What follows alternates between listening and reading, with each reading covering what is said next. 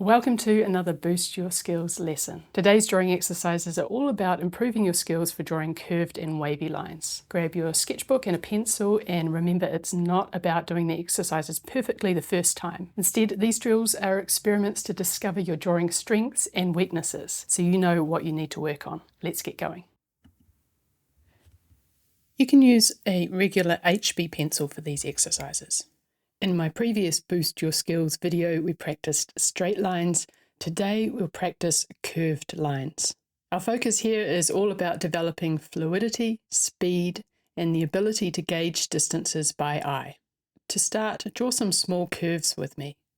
Draw the curves in whichever direction feels most comfortable and use short, light lines. Create a row of these small curves, almost like a series of eyebrows. After drawing a few, try to move your pencil back and forth over the curve a few times. You're finding the natural rhythm needed to create that curve. If this feels tricky, you can always plot some points at each end of the curve and at the apex so that you have a path to follow. With these small curves, we're primarily using our fingers to move the pencil, with the movement coming from the wrist. Draw the curve using short, light lines to capture the general shape, and then again move your pencil back and forth over the curve, finding the rhythm.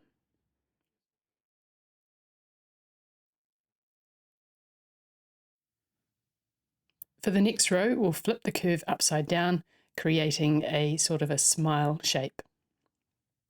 Draw these curves so that they start and end at the center of the eyebrow curves, which means you'll need to rely on your eye to gauge the distances between each one. Once you've drawn a few smile curves, see if you can draw some by smoothly swinging your pencil from one side of the curve to the other. Begin lightly, barely touching your pencil to the paper so that you can gauge its path, and then gradually darken the line by increasing the pressure with that swinging motion.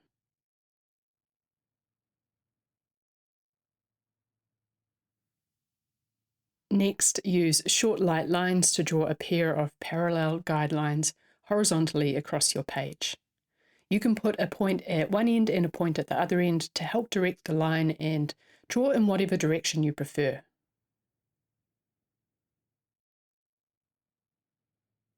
Between these lines, we're going to sketch a continuous wavy line, but we're going to do it in pieces. So start by curving the line up and then down so that it touches the top and the bottom guidelines. And then play around with moving your pencil back and forth over the curve. This part of the exercise is about practicing fluidity of your hand movement, moving across the page. So instead of just using your fingers, try to move your whole hand lightly across the paper as you follow the curve. The movement will come from the elbow. This can take a little getting used to, and don't worry about the line quality. If it's looking messy and it's going all over the place, that's okay. Just keep progressing along the page, adding more segments of the wavy line, and then again moving back and forth over the curves to explore the movement.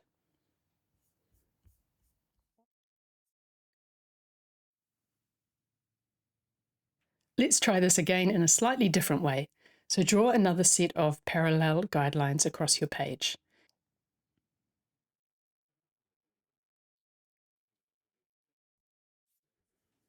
And this time, place guide points at even intervals along the top and the bottom of each line to show where the curve will meet the edges.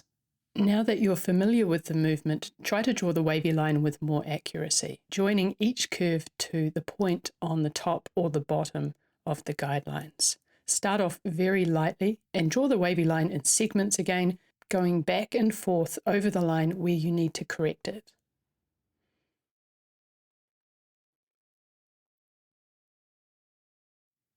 And then again moving back and forth over the curves to explore the movement.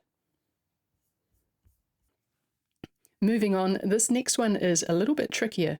To mix things up, we'll work vertically down the page this time. We're going to draw a freehand wavy line with no guidelines. Give yourself a little bit of a practice run first, maybe drawing it very, very lightly, and keep your hand moving down the page.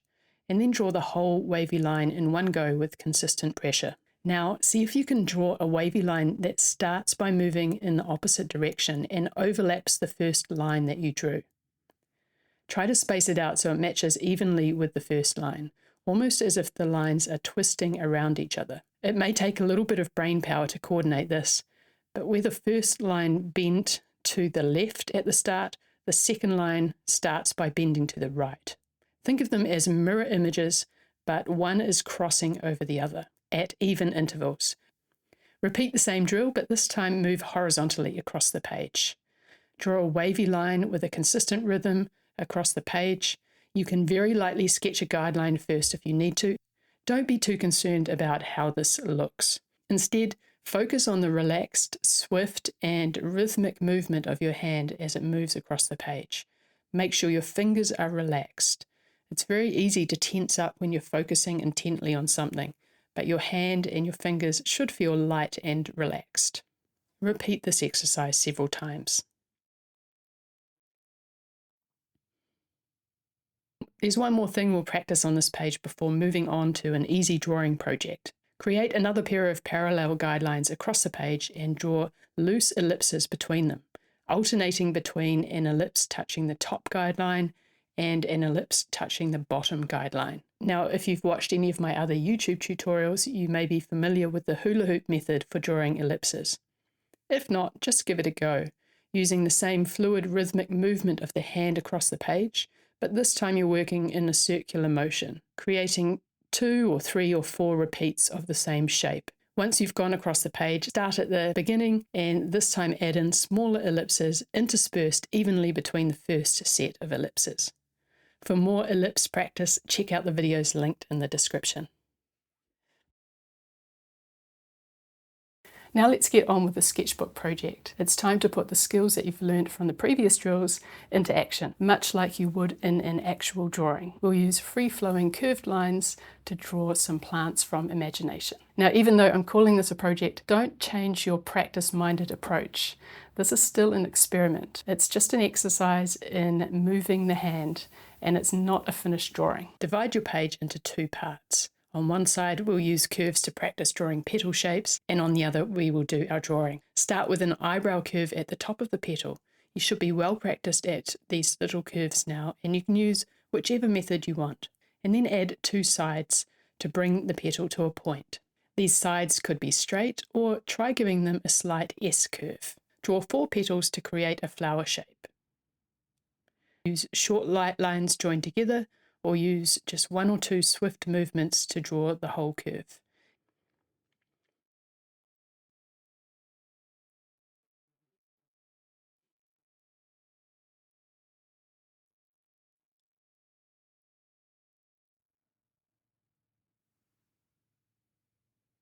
Now try a different shape. Before we started with a curve at the end of the petal, this time start with a point and bend each side of the petal outwards in a curve and then back to a point at the other end. You can see I'm keeping my hand loose and I'm faking the curve a bit first with light or no pressure of the pencil to get a feel for the direction before I commit to it. You might use a couple of strokes to draw each side of the petal. See if you can get a nice fluid movement going and include some S curves. Now don't worry if the petals aren't all exactly the same. It's more important that they have a nice fluidity to them than that they are symmetrical or perfect. So far, you've probably been drawing these petals using just the movement of your wrist and fingers. With this movement, we have more control, but our range is limited. So try drawing some larger petals or a larger flower this time, and bring the movement from the elbow so that the hand moves up or down or across the page.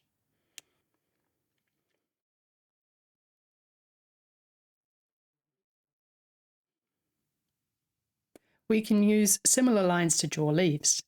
Follow what I'm doing on screen or come up with your own leaf shapes. Remember, don't worry if they're not symmetrical.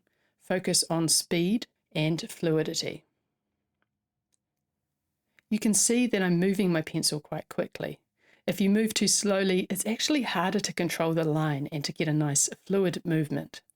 It seems like slower should be easier, but it's the swiftness and the natural flowing movement of the pencil that's going to give you a natural result. It's about developing coordination and finding the balance between speed and control.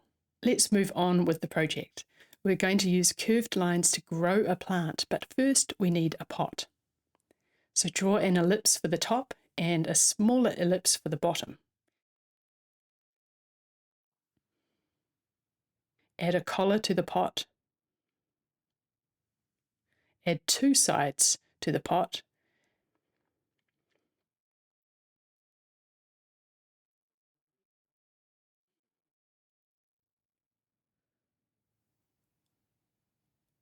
And then if we want to grow our plant, we need to start with some dirt. So add some little scribbles in here to show a texture that could represent dirt. And now we can start to grow our plant. Use fluid movements to draw vines emerging from the pot. Think about the general direction you're going in, but don't worry if your pencil goes somewhere you didn't intend it to. What's more important is keeping a relaxed, fluid line moving across the page. If you feel your hand is a little bit too out of control, you can draw the vines in sections, like we did with the wavy lines where we move back and forth across the line. Use very light, short lines to map out where the vine is going to go before building up a darker line over top. See if you can get a rhythm going.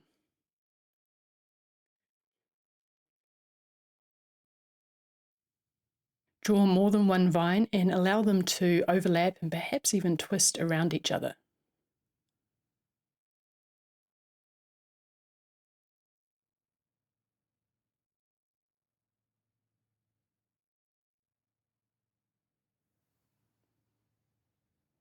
When you've got several vines drawn, start to add leaves and flowers using the petal shapes that we practiced.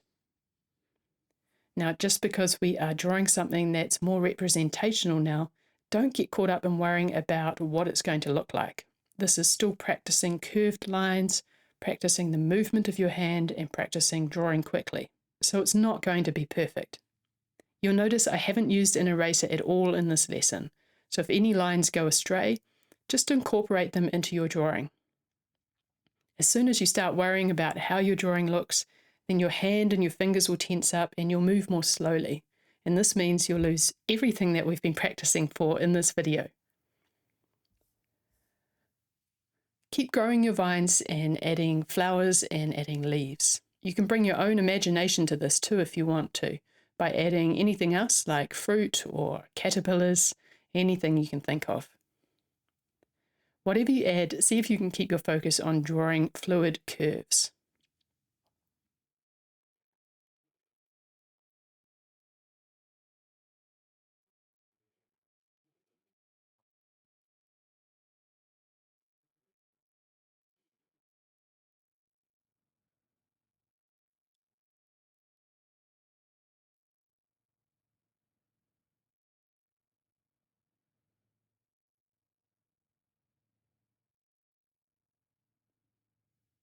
You could even add another plant if you have room. Start with a plant pot and grow your plant up the page. Add some thickness to the vines if you want to by doubling up the line. This is another skill in itself as we have to follow the first line that we put down. Remember, you can always go back to using short, light lines to build your curves or to build your petals or flowers if you haven't quite got that fluid movement of the hand across the page. I hope by now you're really into the flow of things and your hand is just moving without you having to think too much about it. So far, I've been drawing my flowers with just 4 petals, but you can add more petals into the gaps if you want to.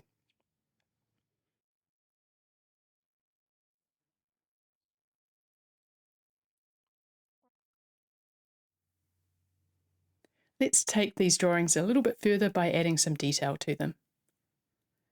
You can add short, flicking lines coming from the center of the flower to create folds in the petals.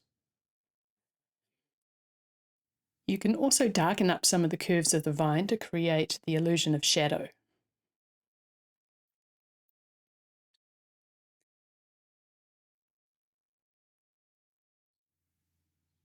And you could add a little bit of shading to some of the petals and the leaves.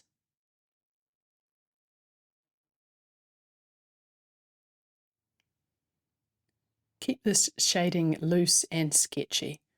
It's just to give an idea of light and dark in the drawing.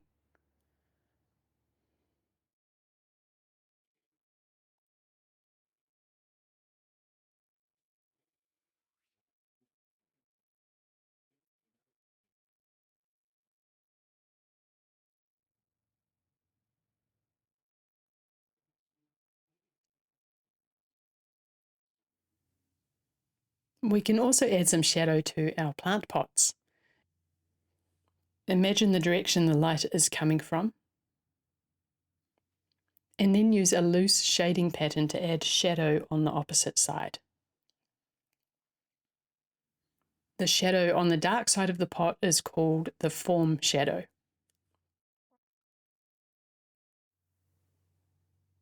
Now, if the light is coming from this direction, the left side of the pot is going to receive light, and also the inner right side of the pot. So I've added a bit of shadow to the left inside rim to create that roundness at the back of the pot. And the shadow that falls on the ground beside the pot is called the cast shadow. Again, this is just to give a very basic idea of light and dark and form, so don't get caught up in the shading or the detail. I've got another Boost Your Skills video coming up soon, and that is dedicated to practicing shading. The point of these drills that we're doing today for drawing curves is to get your hand moving and to improve your coordination, your fluidity of line, your speed of movement. So this is not a finished drawing. It should show how you're making use of those drills that we did on the previous page. Don't worry if it doesn't look realistic. That's not really the intention of this video or these exercises. Instead, think of this drawing as a little bit like a doodle to get you moving your hand in a particular way to improve your drawing skills. The hand is relaxed and you're either moving your fingers quite quickly or you're moving your hand across the page. Keep everything nice and loose and flowing. Keep working away on this drawing for as long as you like, adding in different features. You could draw some pears or some apples. Thanks for joining me in this video. Now don't forget to subscribe to this channel, like this video, and then hit that little bell button so that you can get notified for the next Boost Your Drawing Skills video.